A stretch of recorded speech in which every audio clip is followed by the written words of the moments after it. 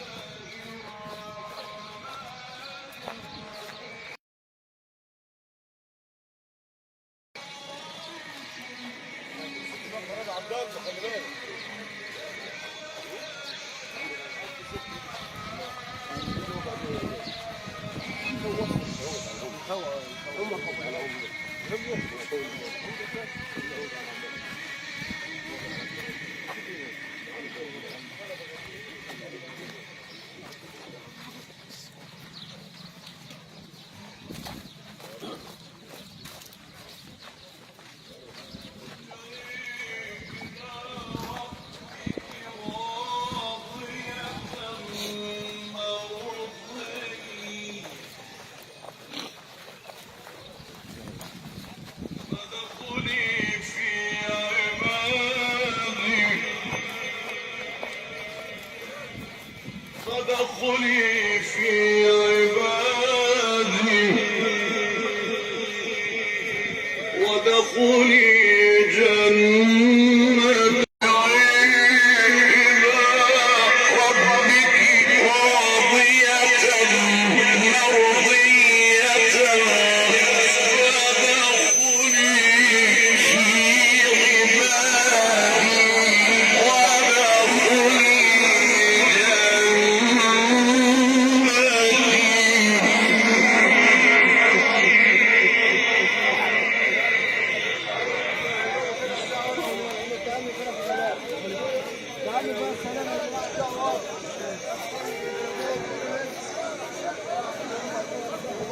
ادخلي في عبادي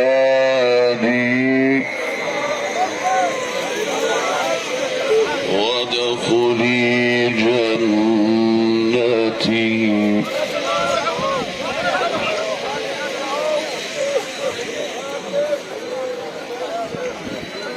الله أكبر ولله الحمد.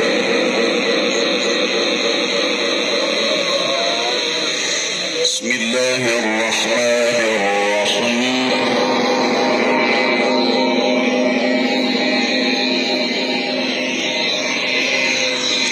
لإيلاف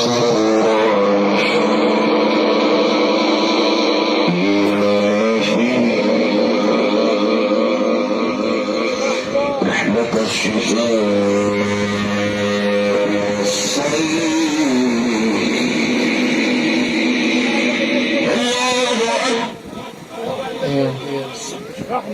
بسم الله الرحمن الرحيم.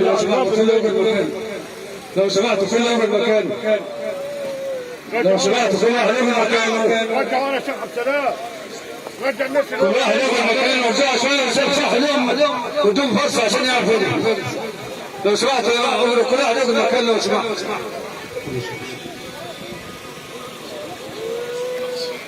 يا ابو حميد رجاله الميت لحمه بعد اذنكم، الميت لحمه. ارجعوا ورا يا جماعه خلف السقف، ارجعوا ورا يا جماعه. تعملوا كده يعني ايه اللي هيحصل؟ لو سمحتوا ارجعوا ورا يا جماعه، ارجعوا ورا يا ابو حميد، ارجعوا ورا يا جماعه. الشباب اللي كان بتاع القبر جاي. انا لله وانا اليه راجعون.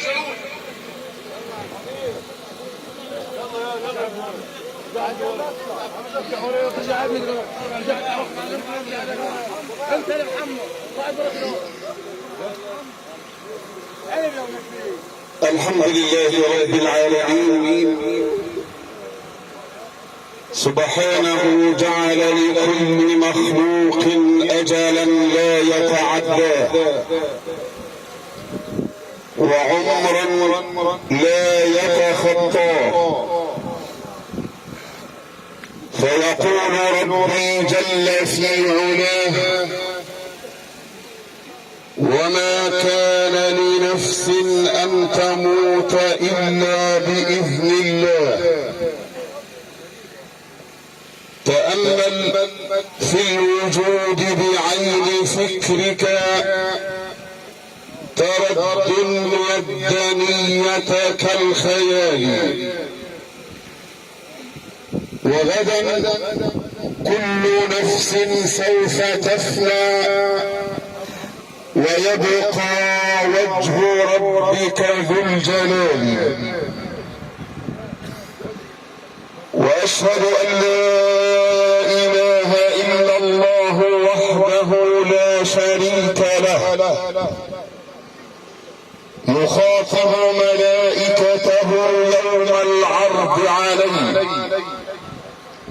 يا ملائكتي أخرجوا من النار كل من ذكرني وخافني في مقامي. يا ملائكتي لا تدخلوا النار عينا غضت عن محارم الله، لا تدخلوا النار عينا باتت تحرس في سبيل الله، لا تدخلوا النار عينا بكت من خشية الله. فطوبى لكل من رطب لسانه وقلبه وبيته ووقته بذكر الله، وطوبى لمن ذكر الله خاليا ففاضت عيناه، وطوبى لمن راقب الله في سره ونجواه، وطوبى لمن جعل الله هدفه ومبتغاه. وأشهد أن سيدنا ونبينا سيد الخلق محمد القائل فيما ورد عنه: والله لو علمتم ما أعلم لضحكتم قليلا ولبكيتم كثيرا. نظرت إلى قبر النبي فهالني نور بدا من بعده قبل قربه، فقلت إذا كان الجدار منورا فما بال جوف القبر، ما بال من به، وما بال ترب ضم نور محمد ونور رسول الله من نور ربه.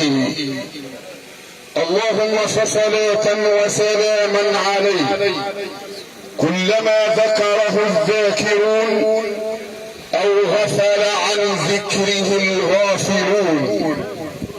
خبر الوفاة أهاجني أبكاني، والحزن لفقده عم كل أركاني. يا للفجيعة يوم نفقد عالما كان الملاذ لدمعة الحيران، ولسوف تبقى في القلوب إلى المدى وتذكر يا إسماعيل عبر الزمان. نعلم جميعا أن الموت حق، لقد وصفه ربنا بالحق، وجاءت سكرة الموت بالحق، ذلك ما كنت منه تحيد. نعلم أن الموت حقيقة أكيدة، نعم حقيقة قاسية، ولكن لا فرار منها أبدا. ونرى الموت في كل مكان وعلى مختلف الأشكال والألوان. نرى الموت ونؤمن بأن الموت آت لا محال، ولكنه ألم الفراق الذي يصيبنا بفقد الأحباب. بفقد الأحباب يصيبنا الألم ويعتصرنا الحزن لفقد أمثال هؤلاء الذين ملأوا الدنيا أدبا وعلما، ونحن على ذلك من الشاهدين. لقد مات من هو أشد منا قوة، ومات من هو أكثر منا مالا وولدا، فما أغنت عنه الموت صحته ولا حماه من الموت ماله أو جاهه أو سلطانه. لقد مات رسول الله، مات أحب الخلق إلى الله، ولو كان رب الناس للناس مبقيا لأبقى فيها الحبيب محمدا. أيها الجمع الكريم، إننا جئنا اليوم نودع رجلا نشهد الله أننا عاملناه زمنا طويلا، والله الذي لا إله غيره ما وجدت منه إلا كل خير، وكنت أسعد بآرائه وبأفكاره، ولقد بكيت والله اليوم حينما علمت بخبر وفاته. إن الموت أيها المسلمون وكما قلت حقيقة لا فرار منها أبدا. قل إن الموت الذي تفرون منه فإنه ملاقيكم ثم تردون إلى عالم الغيب والشهادة فينبئكم نبئكم بما كنتم تعملون. هو الموت ما منه ملاذ ومهرب، متى حط ذا عن نعشه ذاك يركب. نؤمل آمالا ونرجو نتاجها، وعل الردى مما نرجيه أقرب. إلى الله نشكو قسوة في قلوبنا، وفي كل يوم واعز الموت يندب. إلى الله نشكو قسوة قد تمت، وغفلة قد قمت، وأياما قضيناها في الشهوات وأضعناها في الملذات. فكم من قريب دفناه، وكم من حبيب ودعناه، ثم عدنا إلى دنيانا ننفض التراب عن أيدينا، وكأن شيئا لم يكن، وكأننا في هذه الحياة مخلدون، مع أن الموت والله أقرب مما تتصورون. فانتبهوا أيها الغافلون، وجدوا أيها المقصرون، لمثل هذا فليعمل العاملون. هذا ما وعد الرحمن وصدق المرسلون. نعلم بالدواء إذا مرضنا، وهل يشفي من الموت الدواء؟ ونختار الطبيب، فهل طبيب يؤخر ما قدمه القضاء؟ آمل أن أحيا، وفي كل لحظة تمر بي الموتى، تهز نعوشهم، وهل أنا إلا مثلهم؟ غير أن لي بقايا ليال من الزمان أعيشها. إنها ساعة الوفاة يا سادة، التي تأتي على الناس وهم في جهلهم وفي ظلمهم وفي غيهم وفي شهواتهم، فإذا هم منتهون على الحالة التي هم عليها. وصدق الرسول الكريم: من مات على شيء بعث عليه. ساعة الوفاة التي لا يستطيع إنسان كائنا من كان أن يؤخرها عن نفسه أو عن أحد من خلق الله، حتى يتدارك ما فات ويصحح من أوضاعه. تأتي على الناس وهم غافلون وهم ظالمون، إنه الموت. اسأل نفسك أيها المسلم: لمن دامت الدنيا حتى تدور إليه؟ وماذا أعطت الدنيا من قبل حتى تؤمل فيها؟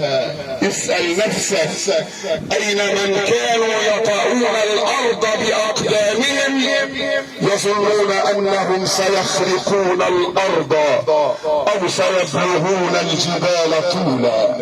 أين ثمود وعاد؟ أين الفراعنة الشداد؟ أين الآباء والأجداد؟ أين المريض والعواد؟ أين من طغى وبغى وقال أنا ربكم الأعلى؟ رسالة جبريل لرسول الله محمد: واستمع يا محمد، عش ما شئت فإنك ميت، وأحبب من شئت فإنك مفارقه، واعمل ما شئت فإنك مجزي به. أيا عبد، كم يراك الله عاصيا حريصا على الدنيا وللموت ناسيا. أنسيت لقاء الله واللحد والثرى، ويوما عروسا تشيب فيه النواصيا. ولو ان المرء لم يلبث ثيابا من التقى تجرد عريانا ولو كان كاسيا. ولو ان الدنيا تدوم لاهلها لكان رسول الله حيا وباقيا، لكنها تفنى ويفنى نعيمها وتبقى الذنوب والمعاصي كما هي. يعيش الانسان في دنياه منعما سعيد في عيش رهيب، يطأ الارض بقدميه يظن انه سيخرق الارض او سيبلغ الجبال طولا. ولا عجب فالشمل مجتمع والاولاد كثر والاموال وافره والابدان في عافيه، وما هي الا ايام ويهجم عليه المرض فيتبدل الحال الى حال. ياتيه الضعف بعد القوه ويحل الهم من نفسه محل الفرح والسعاده ليشتد عليه الامر. فاخذ المسكين يفكر في عمر افناه وفي شباب ابلاه، ويتذكر اموالا جمعها ودورا بناها وشيدها، ويتألم الرجل لأنه سيترك الدنيا بما فيها ومن فيها، ويشتد عليه الأمر حتى إذا استفحل الداء وفشل الدواء وحار الطبيب وحار القريب والحبيب، واخذ المسكين يسمع ولا ينطق، ينظر ولا يبصر، ومن حوله من اهله واحبابه واصدقائه والكل عاجز عن انقاذه. فلولا اذا بلغت الحلقوم وانتم حينئذ تنظرون ونحن اقرب اليه منكم ولكن لا تبصرون. فيا نفس توبي فان الموت قد حان، واعص الهوى فان الهوى ما زال فتانا. لنا في كل يوم ميت نشيعه نحيي بمصرعه آثار موتانا. يا نفس بالي وللأموال أجمعها وها أنا ذا أخرج من دنياي عريانا. الموعظة لنا نحن الأحياء، فحبيبنا عاد إلى ربه وربه أرحم به منا. فانتبهوا أنتم أيها الأحياء فوالله لتموتن كما تنامون لتبعثن كما تستيقظون ولا تسألن عما كنتم تعملون. عنه أقول فلتبكي عليك البوابة وتراق الدمع من المآكل. أقول عنه أيضا لعمرك والرزية فقد مال ولا فرس يموت ولا بعير، ولكن الرزية فقد عالم يموت بفقده خلق كثير. أقول لولده وأهله وأحبابه وأصدقائه إني معزيك، لا إني على ثقة من الحياة ولكنها سنة الدين، فلا المعزى ببات بعد ميته ولا المعزي ولو عاش إلى حين. أقول له أيضا خيرت فاخترت الكريم جوارا ورضيت درب الصالحين مسارا وتركت خلفك أمة مكلومة تبكيك دمعا ودما مدرارا. قل لي بربك هل سئمت جوارنا أم قد عشقت الحور والأخيار؟ فاهلا برحمة ربنا في جنة تلقى بها رب الورى والثرى. أدعو الله الله الكريم رب العرش العظيم أن يتقبله بقبول حسن. يا رب لي عند بابك دعوة فيها رجاء أن تحشر حبيبنا تحت العرش ساجدا، وأن تسقيه بيد الحبيب محمدا ماء هنيئا سلسبيلا طيبا. اللهم إنا نشأ إليك وجئنا شفعاء إليك في حبيب أحببناه وفي إنسان ألفنا فألفناه. اللهم إنا جئناك شفعاء فلا تردنا خائبين. اللهم احشره في زمرة النبيين والصديقين والشهداء والصالحين وحسن أولئك رفيقا. إن كان يا ربنا محسنا ونحسنه كذلك فزد يا ربنا في حسناته، وإن كان مسيئا فتجاوز وأنت أرحم الراحمين. اللهم إنك غني عنه وعن عذابه فلا تعذبه، أبدله يا ربنا دارا خيرا من داره، أهلا خيرا من أهله، واجعل يا ربنا قبره روضة من رياض الجنة. اللهم اجعل هذه الليلة هي أسعد لياليه. يمن يا ربنا كتابه ويسر يا ربنا حسابه. اجعل قبره روضة من رياض الجنة، عن يمينه نورا وعن يساره نورا ومن فوقه نورا ومن تحته نورا.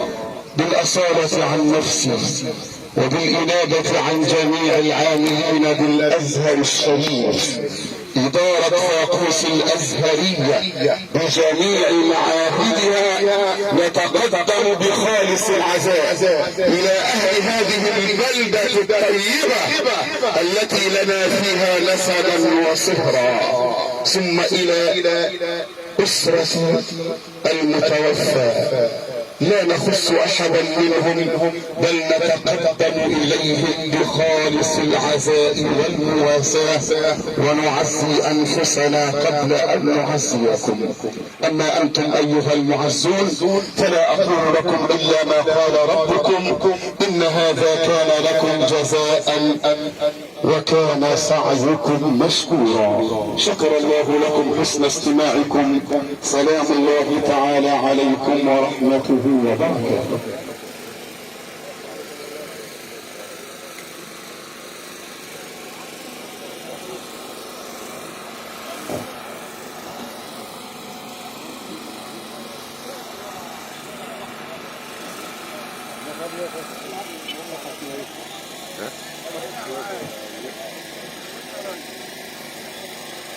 عبد الله الفلاسي ميديا.